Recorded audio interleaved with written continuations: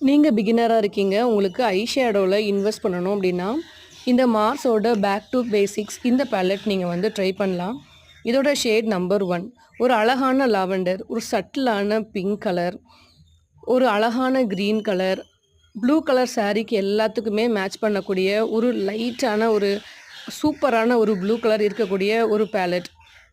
நைக்கா சேல்ல வாங்குனீங்கன்னா, உங்களுக்கு 220, 210 அந்த ரேஞ்சுக்கே உங்களுக்கு கிடைக்கக்கூடியது. சூப்பர் பிக்மென்டட் ஆனது.